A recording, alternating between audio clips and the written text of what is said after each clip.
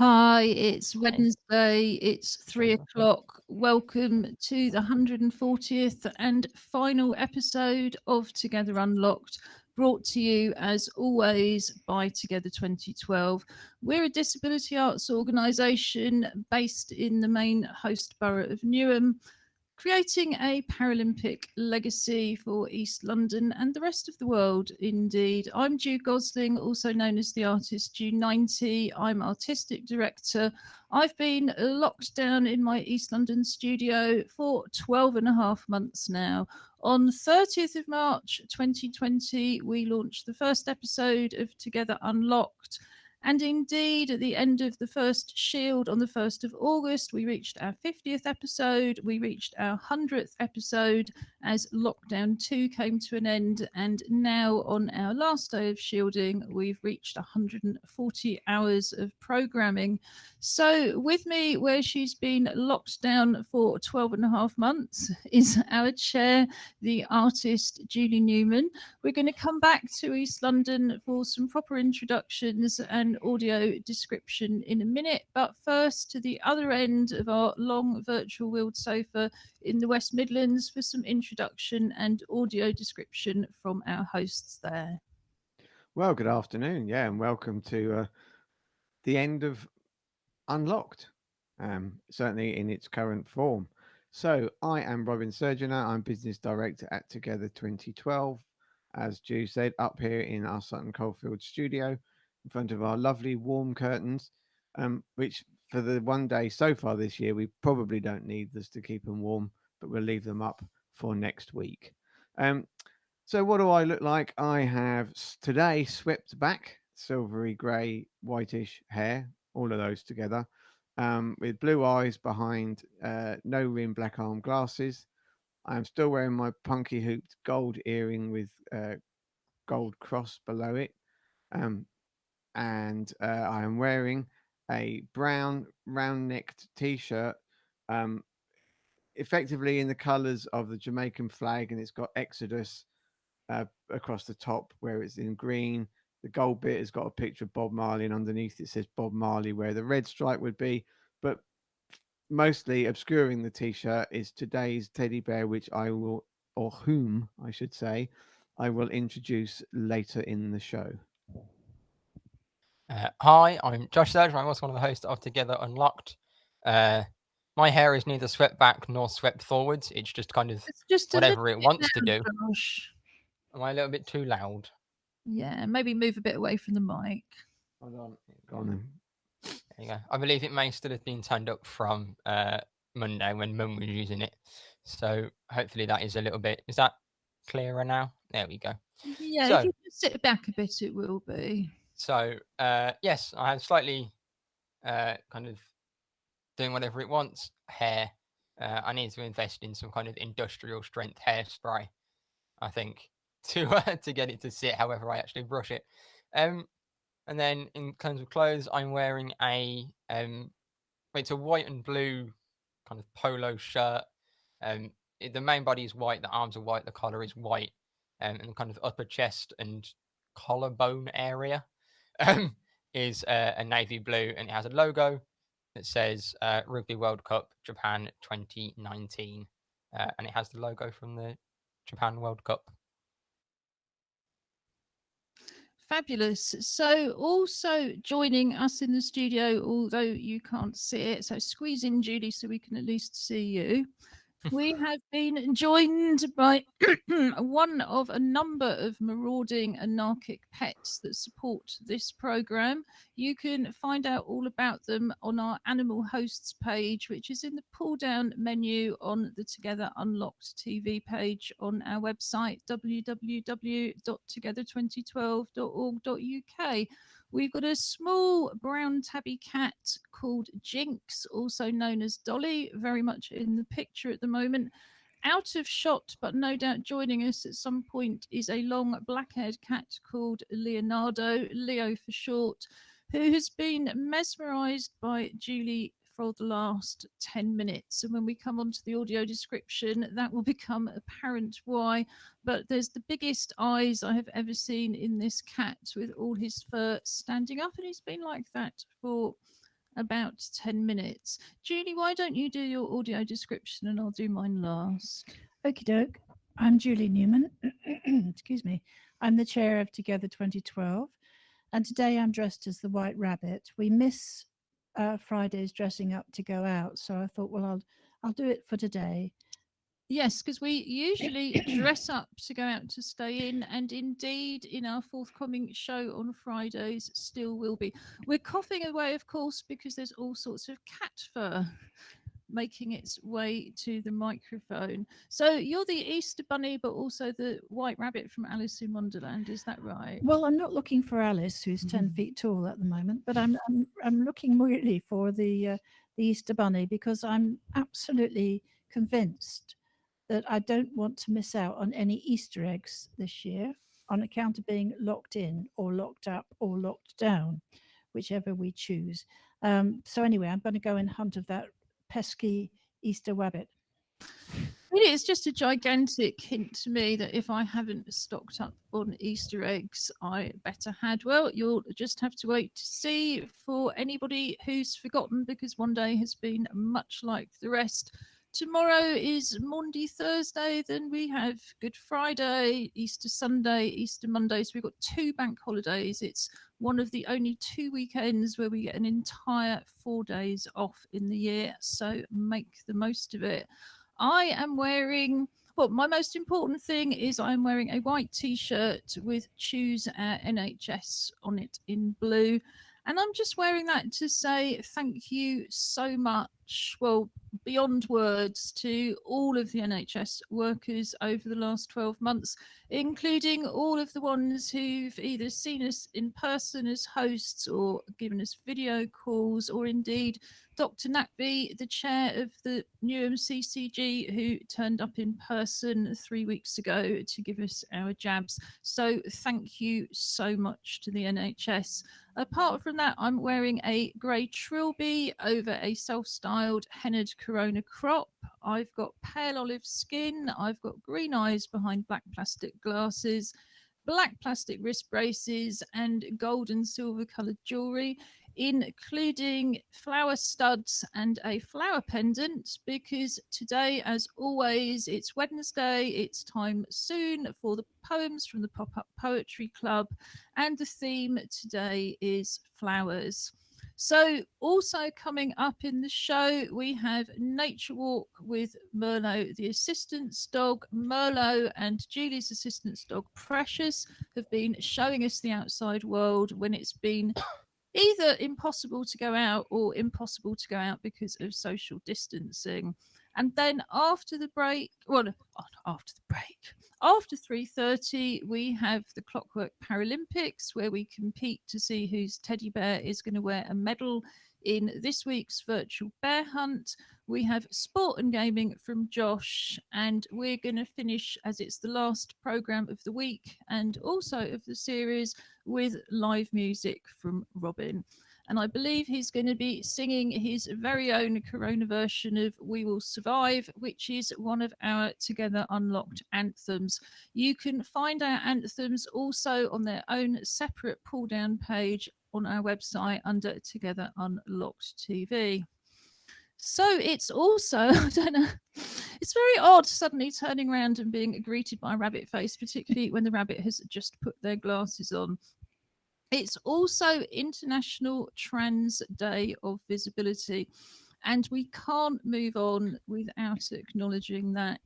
I'm also a co-chair of Regard, the National LGBTQI+ disabled people's organisation. Julie's the treasurer for her sins, and we were really proud that we were one of the first LGB organisations to extend our membership and welcome trans people in, because of course there are a lot of trans disabled people out there, and some of the, well, media coverage, shall we say, in the last year has particularly impacted on disabled people. So we just wanted to touch on that a bit and acknowledge it. And I think one of the biggest problems for disabled trans people in particular has been this focus on pre and post op. as if medical, if you've had medical treatment, somehow you qualify to go into women's spaces, because it's always about women for some peculiar reason, and otherwise you don't. Regard feels very, very strongly we should be having discussions about safe places. You shouldn't have any policy that says, oh, every woman can come in because all women are safe, and no men can come in because all men are dangerous. Just seems to me to be, well, to have absolutely no place in 21st century thinking. I mean, trans women are women, so in another sense that's irrelevant anyway. But the idea that you can just tag somebody by a characteristic and say they're dangerous or safe is not only discrimination of the worst kind. I mean, I've had some dreadful experiences in public toilets in terms of bullying and harassment, and I think a lot of disabled people have. What we need are safe public toilets, including properly accessible ones, changing places. And it's so frustrating to see all of this media coverage around a tiny, tiny number of people. Less than 1% of the population are trans. And actually, if you look at the number of people who come out as LGBT in any case, it's 1% of the population. We very, very rarely, apart from in cities like London, get higher figures like that on the internet. And yet the discussion about toilets being unsafe for many women and many disabled people, and the lack of changing places toilets, that just never gets onto the agenda. So I think we need to be celebrating our trans disabled colleagues and trying really hard to move the debate on, so we talk about safety and not about discrimination. And I think the other thing that is particularly difficult for disabled people is disabled trans people can't always access the medical treatments that other people can. That's very often for reasons of impairment. You may not be suitable to opt for surgeries that require a general anaesthetic. You may have conditions that make that impossible. You might have a condition where your skin wouldn't heal if you had any kind of surgery. You may be in a situation where your drugs mean you can't take hormones. So to have this kind of emphasis on medical treatment, we as an organisation are very much based on the social model of disability. So let's just welcome trans people for who they are, and not what bits of medical paper they've got with them. We all know as disabled people that is a very, very poor way to judge anyone. Did you want to add anything, Julie? No, well, only to say, trans visibility is about celebrating and, sort of having a wider perspective of a trans experience, and sort of like, it's not just about toilets, and it's not just about having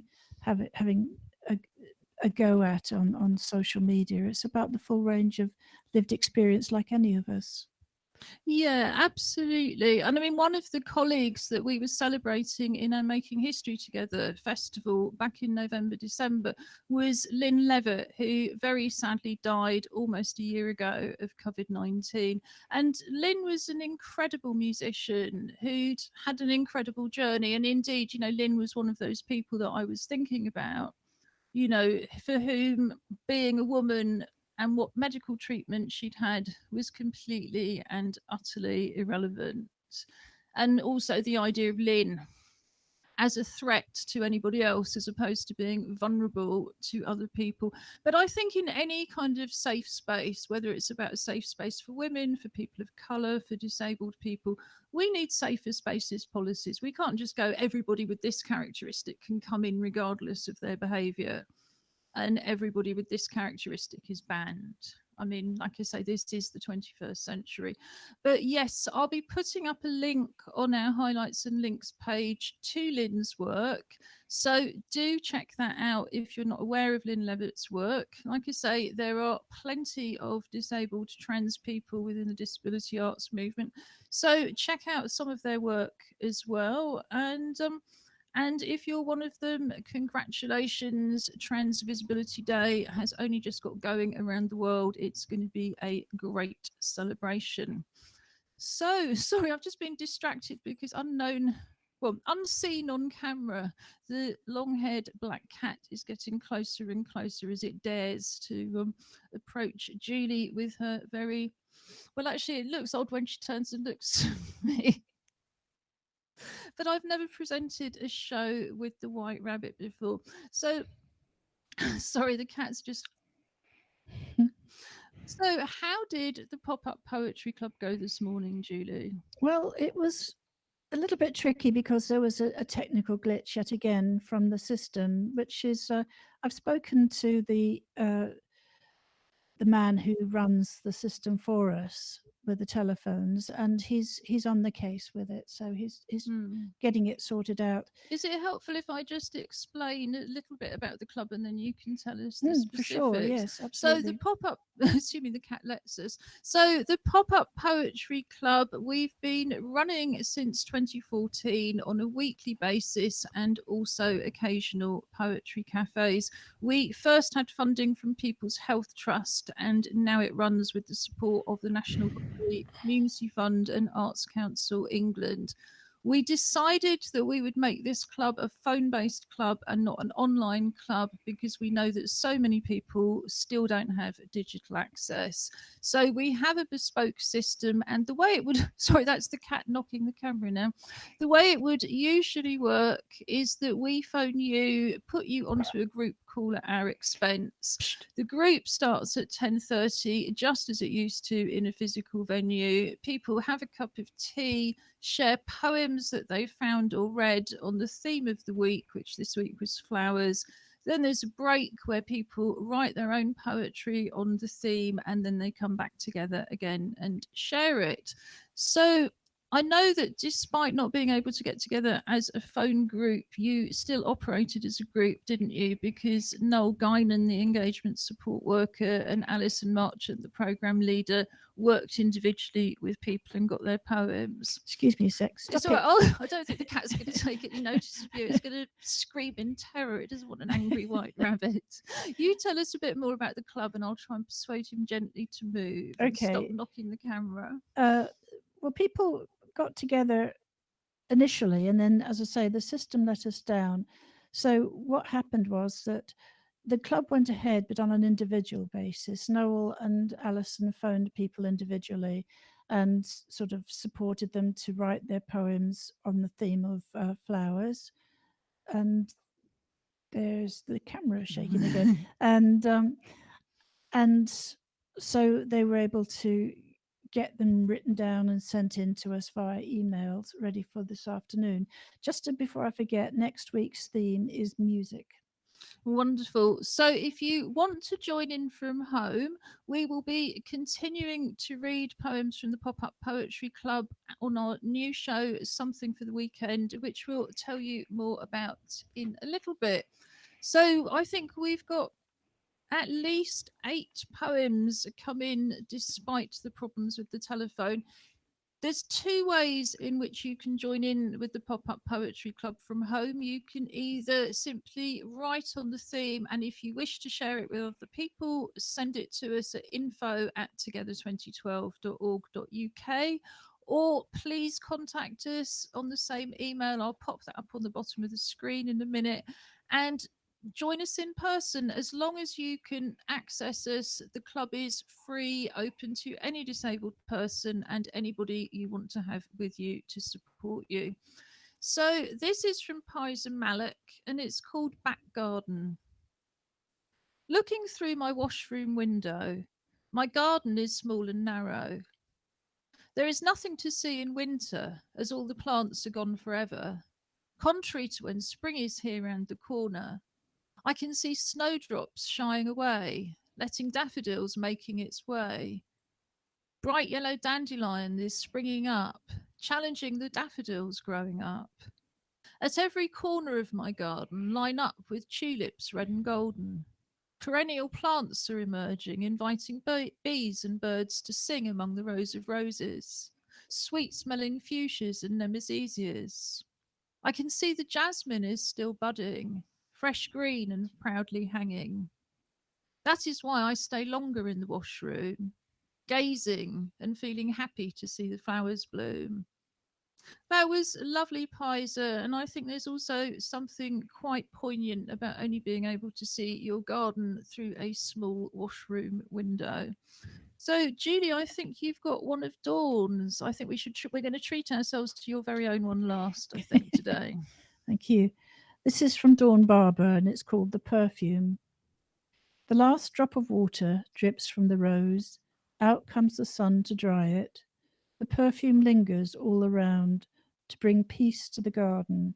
What a lovely thing one flower can do.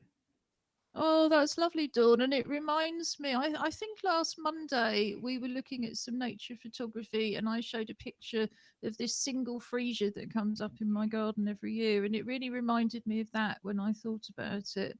So, what have you got for us in the West Midlands? So I have a poem. In this poem, there is a French playwright, and I don't know how to pronounce it, so I'm going to go with what I think is right, and if it's wrong, I apologise.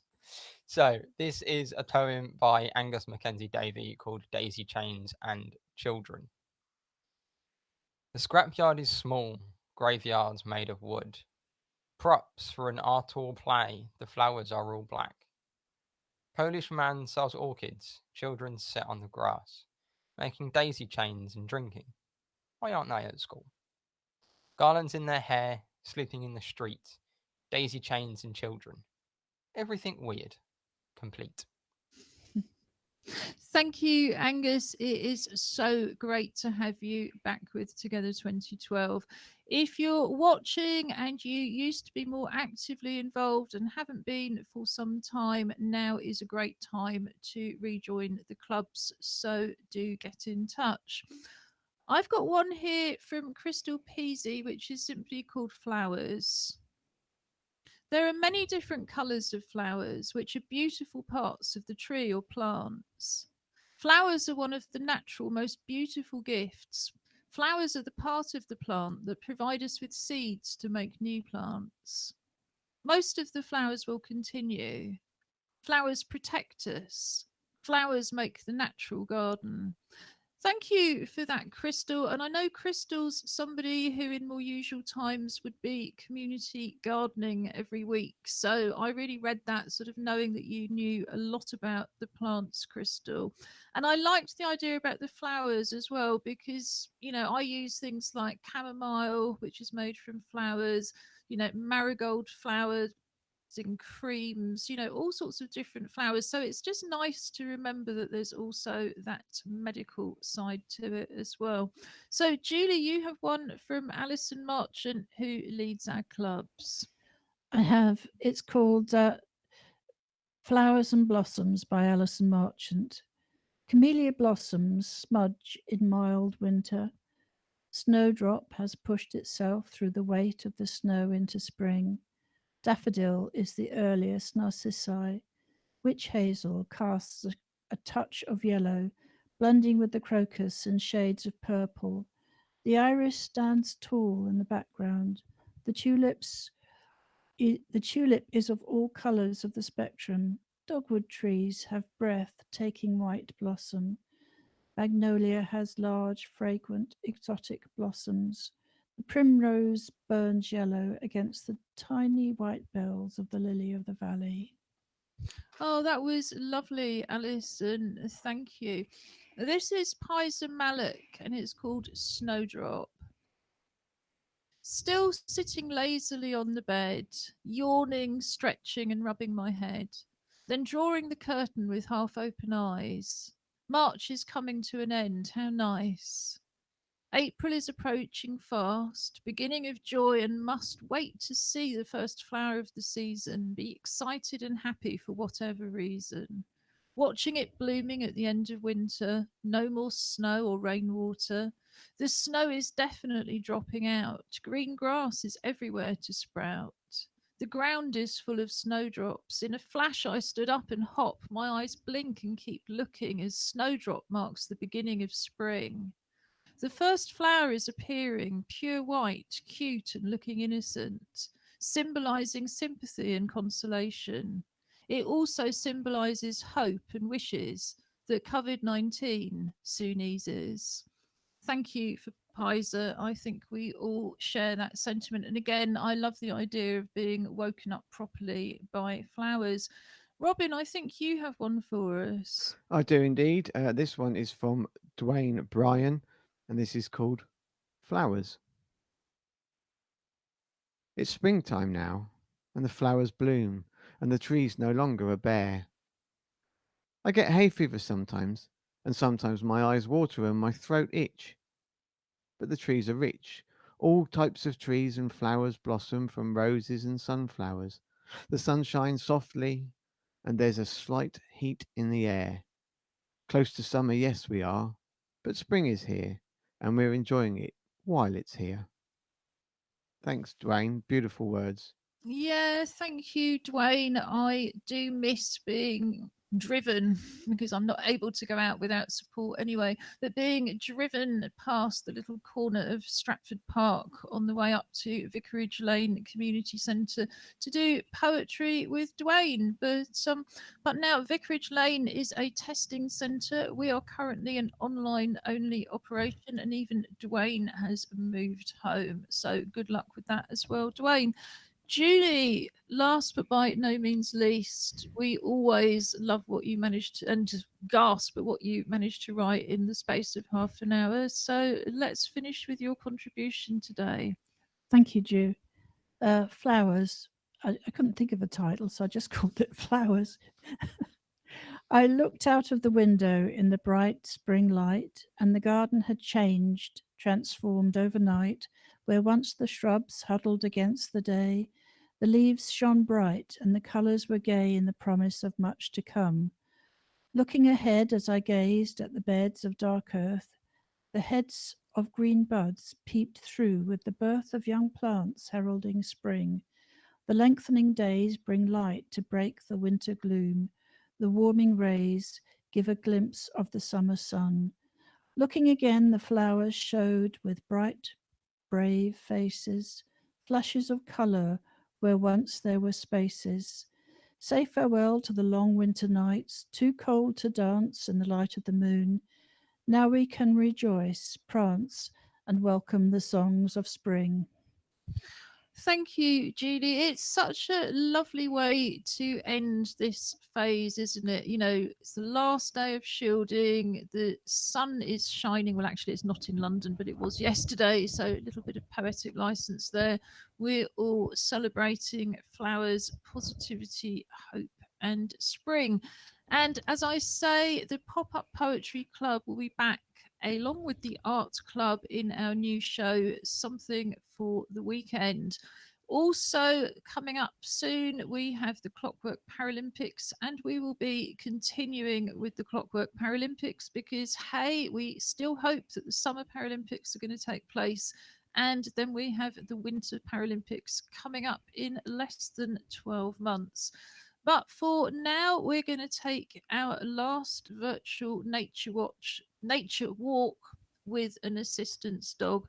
We started this last April because although I have a backyard, which I think Julie's poem was about, which was rather lovely, yes, it's not very big and it's not possible to socially distance. So really it's easier for us to look at the garden from inside. So we sent the assistance dog out with a camera, and we've continued that as Steraplergia and Hannah Facey from our associate drama company Act Up Newham are now shielding in Norfolk. Merlot has taken us for a walk in Norfolk. This is actually a walk from 2 weeks ago where all the flowers are coming out in the woods. And we thought, as a final walk, as they weren't able to do one today, this was very, very suitable and fitted in very well with the theme. So, Julie's going to do a little bit of audio description, and when I first get the shot up, and then I'll start the video. And we have on screen the top of the head of a black lab, who is Merlot with his little blue collar. He's looking ahead through some trees, a small wood, towards a field. The sky is blue and fairly cloudy, but still there's a lot of blue there. And to the side, on either side, there are trees which are still bare of leaf. However, ahead of him and to the right, you can see the flash of daffodils. And Merlot's going straight past the daffodils, looking back at his people, who are telling him it's fine, go ahead. So he's having another little think, another little look. And he's looking at the leaves on the forest ground. There's some green there. Oh no, here come the daffodils. And there goes Merlot. And there's a cable housing, and there's some more daffodils. And there's some more daffodils, and there's some more daffodils. Indeed, the daffodils abound. And Merlot's going straight up to them, and then he's going past and round the back of the bench. He's going past the tree, still walking. Oh, and he's found some little blue flowers. They're not crocuses, they look like snowdrops, but they're not because they're blue, and I don't know what they are. I don't think they're aconite either. And he's trotting along again through the forest, through the leaves, around the trees, and he's looking ahead. He's looking at the bushes and the grass ahead of him, and his people behind him. And he's having a little adventure all on his own, I think. He's wandering past the daffodils. He seems quite interested in them. But he's not really sort of staying long enough to sort of sniff them in any way. And that was the end of Merlot's piece today. Yeah, that was a very fitting one to end on, and it's just been lovely for us to see those seasons change in Norfolk. You know, we've gone right through the autumn, the snow of the winter, and now all of the flowers blossoming in spring. And thank you so much for all the filming you did with Precious as well. We certainly won't be dropping pet cams because, as well as our new usual weekly show, something for the weekend, we will also be producing more one-off pre-recorded shows. And like I say, there's always going to be a place for pet cams. But it's just been wonderful. I know people have said to me how much they enjoyed seeing things changing in my yard as well, Julie. So although it's not as picturesque, you know, it's been very much appreciated. And you know, particularly, of course, people like Hannah and Starrett and Merlot were indeed spent the first few months and the first lockdown on a first floor, with a balcony, and didn't even get to go out. So we're so pleased that you've been able to enjoy all of that in Norfolk. So next, we introduce our Clockwork Paralympics, which, like I say, with the Summer and Winter Paralympics coming up, we will be continuing in our new show. We also support the International Virtual Bear Hunt because we have medal bearers. Well, we each have a medal bearer, and whoever wins this week's Clockwork Paralympics gets to put a medal on their teddy bear. We have just one gold plastic medal commemorating 2012. The Surgeoners, being Paralympians, have a house full. So, but we have more teddy bears, so we like to make it up that way. And our teddy today is Lily, the lesbian, who is about as close as we could get to an LGBT bear for Trans Visibility Day. She's a sort of pale honey colour with a white t-shirt that says lesbian on it, and what was a rainbow wristband, which is now around her neck. So Julie's going to hold Lily, the white rabbit holding the teddy, who is competing for Birmingham 2022.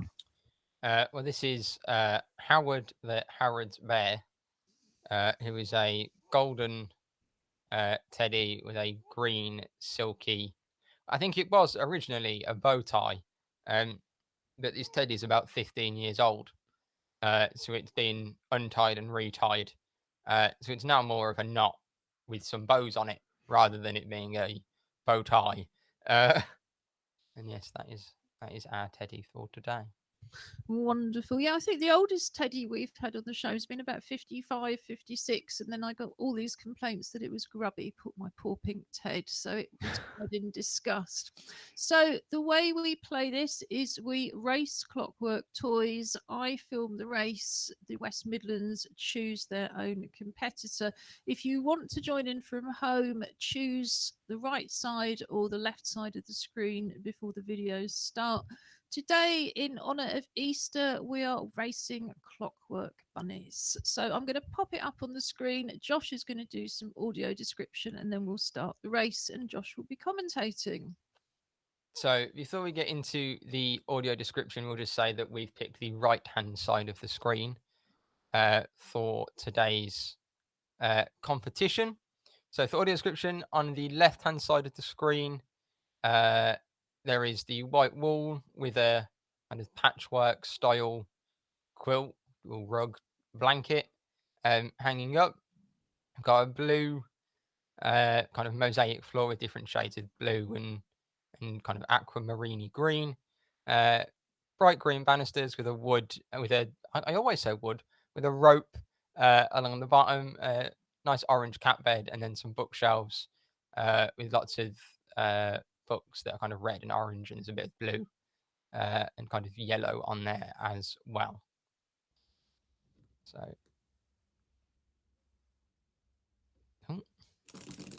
So our competitors are away. So far, London has taken the lead. Our competitor seems to have done a loop, but has stayed on track. London's competitor appear to have done a loop and then jumped down the stairs. That's out of bounds, surely. Yeah, that's out of the field of play. There was also a very kind of confused looking Basically, London 2012 one. Slightly confused looking cat at the end there as well. That thought they'd just been attacked by a small miniature rabbit had just appeared and kind of landed on them. Yeah, the cats, there always seems, looking back, more often than not, a cat manages to get on the track. Sometimes we have actually rerun it, but in this case, he was. I think it's more true to say that the leading rabbit, the winning rabbit, because it got furthest. I wish the Clockwork toys were reliable enough for us to say, okay, if you've got off track, that would be a disqualification, but then we'd have to disqualify all the competitors because they go in a straight line. So I think really it overshot the finish line and ended up in the spectators box. Can't be helped, these things happen to us all. So very pleased to say that until a week on Friday, when the Clockwork Paralympics return on our new show, Something for the Weekend, Lily, the lesbian bear, as befits Trans Visibility Day, will be wearing a gold medal. And that seems to have made the Easter Bunny very, very happy indeed.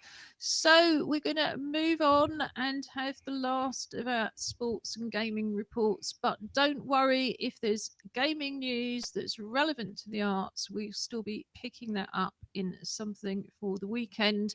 And I dare say there will be the odd mention of parasport at the same time as us running the Clockwork Paralympics each week. So over to you, Josh.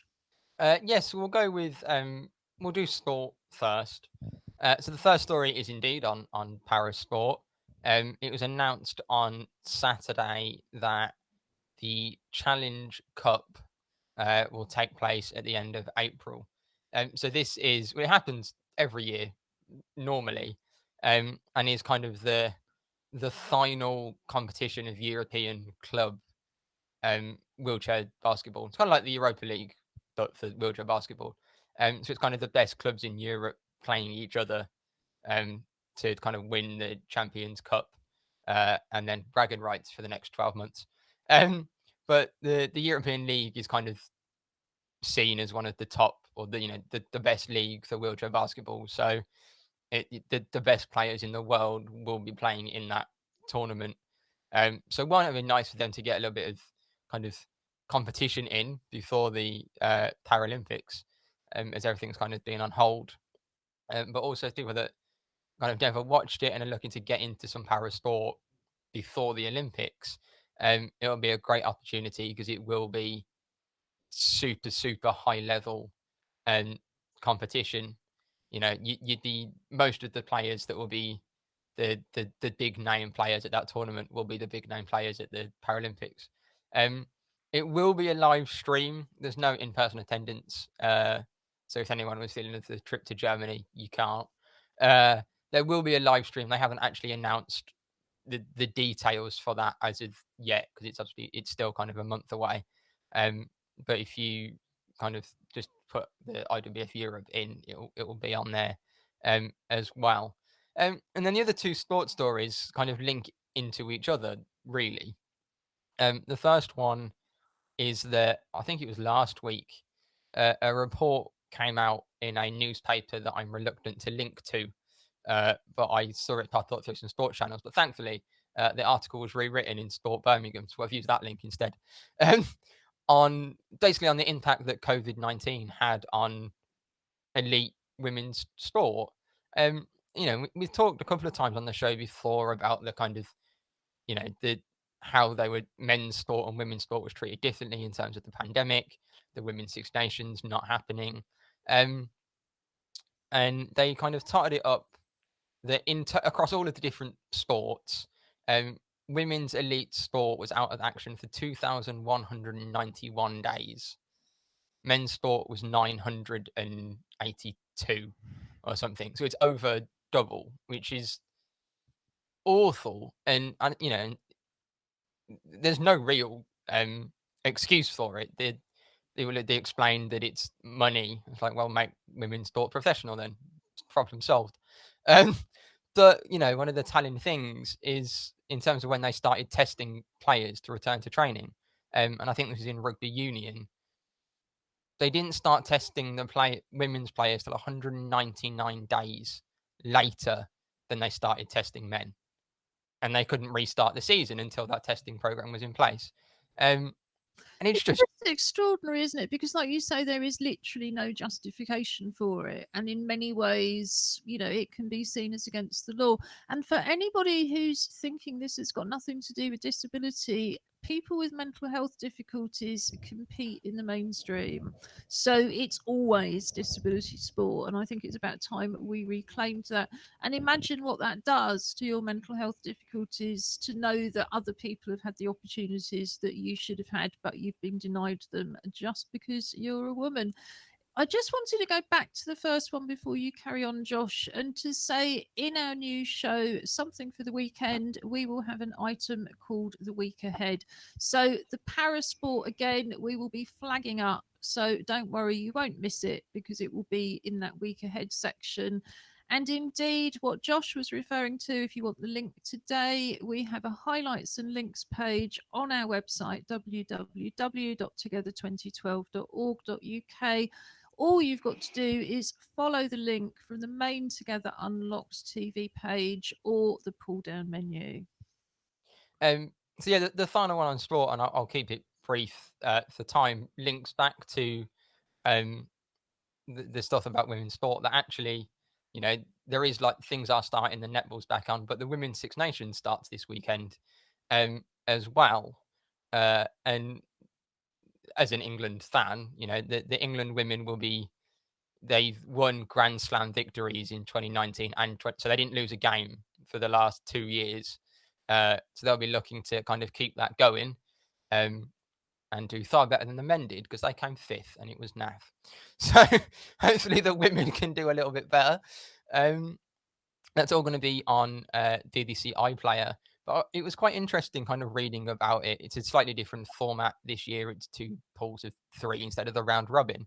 But actually, a few of the captains for the teams had come out and said that, because normally it runs the same time as the men's tournament. And it means that kind of kickoff times overlap and it kind of gets overshadowed a little bit. So they were saying that actually they were quite happy this year. They get their own launch. There's no matches overrunning each other, so they all get full coverage. And it was really interesting to kind of see that side of it, and it kind of made me think of the whole Olympics and Paralympics debate. Should they be one event? And Paralympians always say no, because we want our own celebration. We don't want to be tagged on to the Olympic stuff. So it was it was just interesting to kind of see different sides in that. But anyway, moving on to gaming.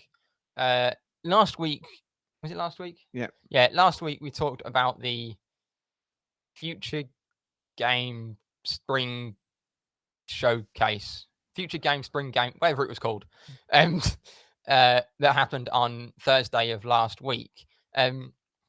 So what I've linked to this week, and to quote the article, one handy article that basically has all of the announcements and games and things that were kind of presented in one article. So if you don't have to sit through a whole live stream, you can flick through all of those things in one place, and there's kind of little, it's kind of the paragraph on each one of what it is. So that might be interesting if anyone is wanting to kind of check out anything from that. It certainly seems a lot more accessible just in time than kind of watching the live stream. And then the final one was, and this was kind of inspired by the fact that I downloaded Risk on my phone, I think a couple of weeks ago. I just haven't got around to playing it yet. And what's Risk? Risk is a board game that I've never played, but I know that Dad played a lot of it growing up and always wants people to play. Oh, one of those old-fashioned ones from Yeah. us. So I downloaded it, and it looks, you can play it single player kind of against the computer, against your phone. And you can also play it kind of multiplayer online with random people or with friends, so you can send them a link and you can kind of have the game.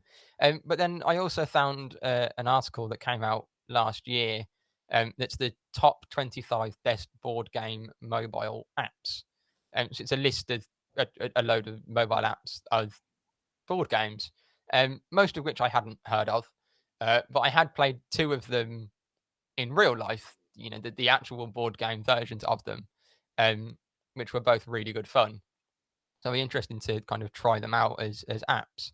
But I think the reason I like the idea of apps for board games is, one, typically they have the single player mode, so you can play your computer, which you can't really do with a regular. It's a bit hard to play yourself. It doesn't really work. But also, if you struggle, especially with something like Risk, that's it's a world map that you have to move lots of pieces around. If you struggle with the kind of mobility side of it, tapping a phone screen is a lot easier. But also, if you don't have the space through a board game, certainly something that, things like Monopoly that there's also apps for, takes forever.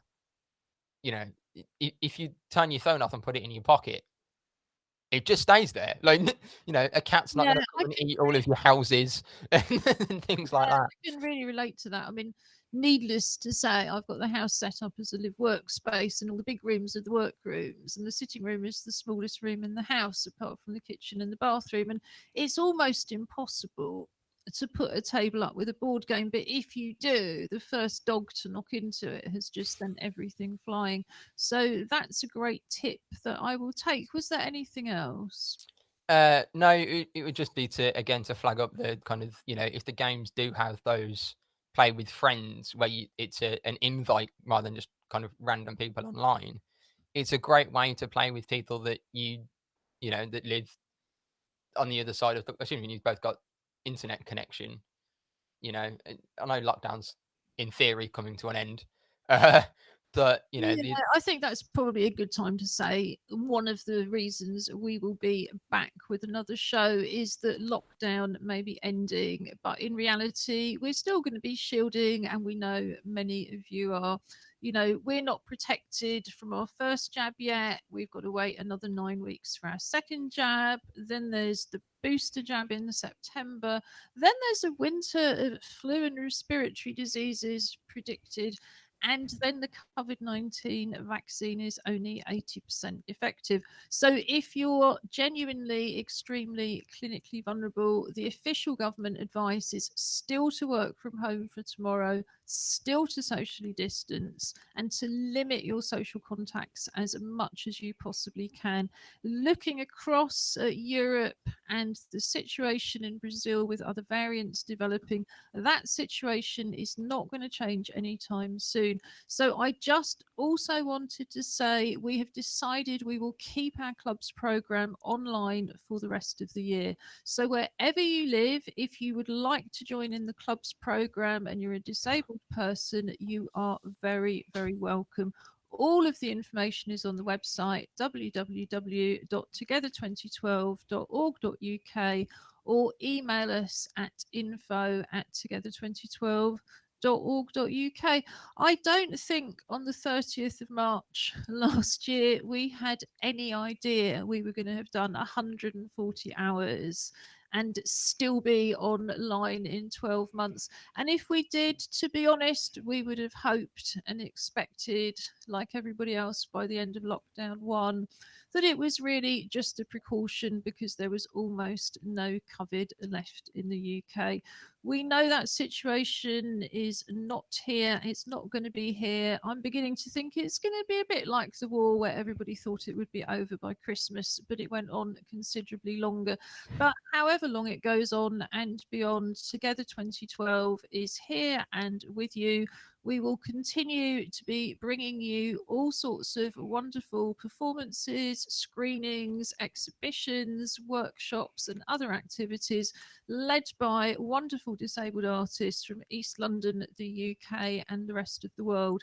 So do keep joining us. We'd love to have your company. And like I say, we won't really be going anywhere. I mean, do you end up going back to Sheffield to study, Josh, or do you think you'll be studying from home?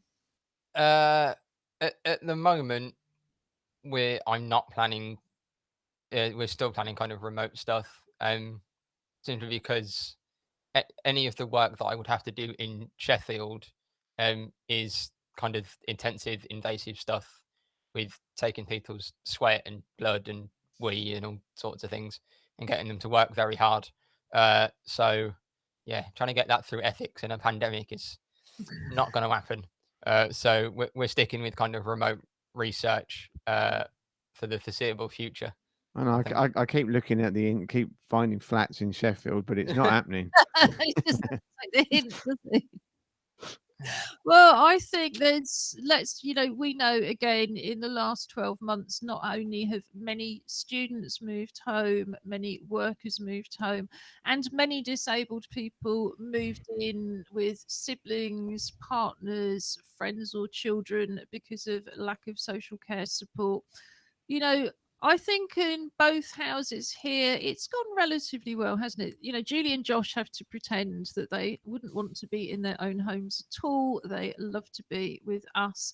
And I can say quite sincerely, lockdown would have been just awful if you hadn't been here. For anybody who's been enduring it all on your own, we hope that you've enjoyed coming into our homes, and again, you are going to continue to be welcome. We're back next Friday. Did you have, because we're going to finish with one of our Together anthems, We Will Survive. The lyrics, as I say, are on the pull down menu if you want to join in from home. Given the latency, we're going to try not to join in from home here. But Julie, did you have some final words for this 140th and final episode of Together Unlocked before the world is unlocked, but only with the door open very slightly? I think I'm proud of Together 2012. All the people who have been part of the show, sort of directly, indirectly. When we had our festival last year, I thought that was a wonderful achievement. And our regular participants who just stick with us through thick and thin, so to speak. I think the guys make it worthwhile. They make it okay to do 140 shows, especially dressed as a white rabbit. But I think sort of like I'd like to thank everybody for their support. And their enthusiasm over the last year particularly. Yeah, and I think particular thanks, of course, goes to the whole of the Surgeon family. Robin, Josh, Patton and Tracy, who've all contributed both in front and behind the scenes. Global real-time captioning have been with us since last June, mainly the wonderful Julia Jacobi, but also Katie Ryder. It's just been fantastic to have them with us, and they will be continuing with us for now at least.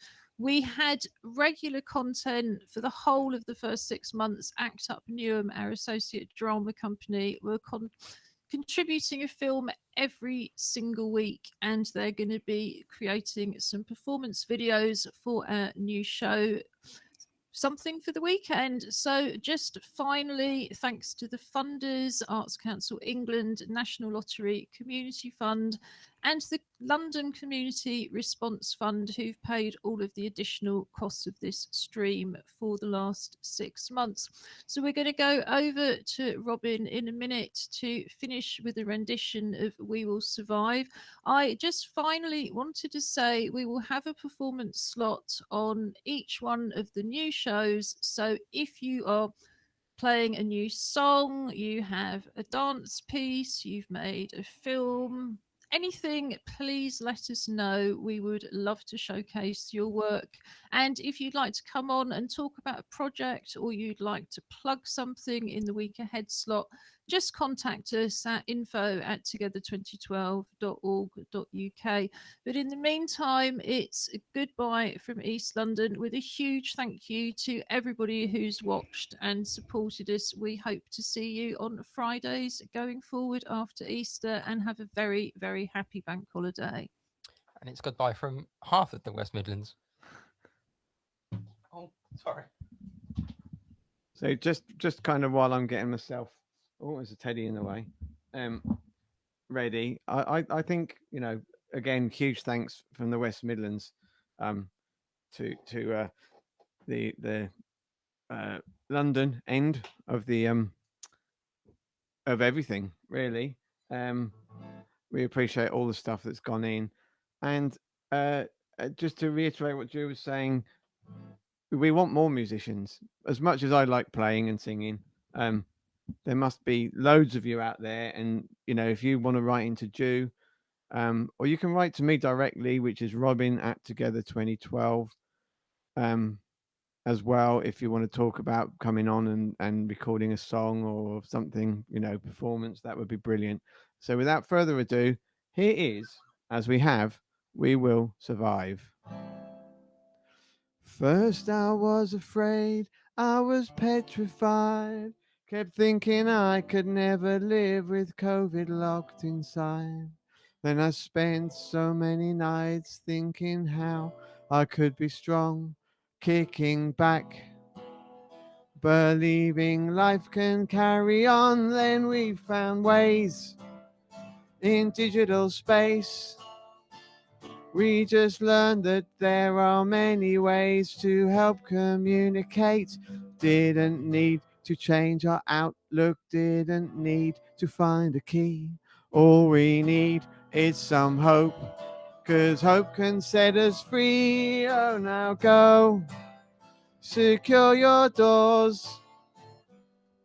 Just accept the fact that just for now, no visitors anymore. We're not trying to be mean, not trying to hurt you with goodbyes. We will fight coronavirus, we won't just lay down and die. Oh, now go, we will survive. As long as we stay safe and stay locked down home inside. We've got all our life to live, we've got all our love to give. We will survive. Hey, hey, we will survive.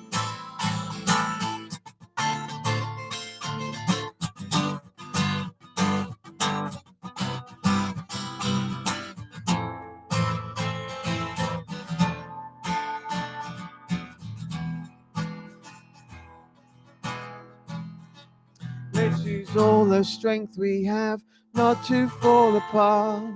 Keep trying hard at keeping fit for a healthy heart.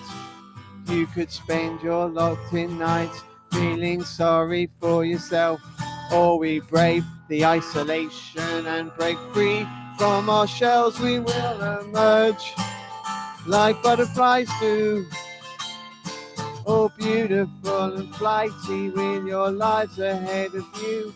If you feel like dropping in, I'll politely say please leave. We are saving all our anti-bac to ensure our food's germ-free. So now go, walk into your doors. Just accept the fact that just for now, no visitors anymore. We're not trying to be mean, not trying to hurt you with goodbyes. We will fight coronavirus. We won't just lay down and die. Oh, now go. We will survive as long as we stay safe and stay locked down home inside. We've got all our lives to live. We've got all our love to give. We will survive. We will survive. Oh, now go. We will survive as long as we stay safe and stay locked down home inside. We've got all our lives to live. We've got all our love to give. We will survive. We will survive. Hey, hey. Have a fantastic chocolate holiday, and we'll see you at the end of next week. Goodbye.